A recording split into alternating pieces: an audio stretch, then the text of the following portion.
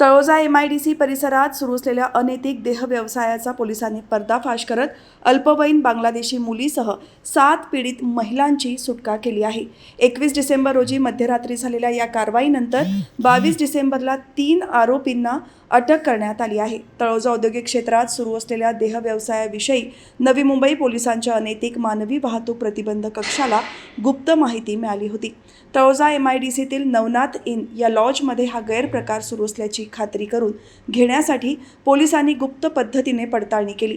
तपासादरम्यान लॉजमध्ये येणाऱ्या ग्राहकांना महिलांची निवड करून दिली जात असल्याचे आणि त्यासाठी 2000 रुपये आकारले जात असल्याचे निष्पन्न झाले। या माहितीनंतर पोलिसांनी बनावट ग्राहक पाठवून सापळा रचला। 21 डिसेंबर रोजी रात्री 11 वाजता सांकेतिक इशारा मिळताच पोलिसांनी लॉजवर धाड टाकली। या कारवाईत एक अल्पवयीन बांगलादेशी मुलगी आणि 6 महिलांना वेश्या व्यवसायासाठी ठेवण्यात आल्याचे आढळून आले। सुटका करण्यात आलेल्या महिलांपैकी 2 महिला बांगलादेशी नागरिक असल्याची धक्कादायक माहिती तपासात पुढे आली। पोलिसांच्या प्राथमिक चौकशीत लॉज मालक वसंत गणेश शेट्टी, मॅनेजर गिरीश विठ्ठल शेट्टी आणि कर्मचारी रोशन रामजित यादव यांनी संगनमताने महिलांना लॉजमध्ये ठेवून देह व्यवसाय चालवल्याचे स्पष्ट झाले।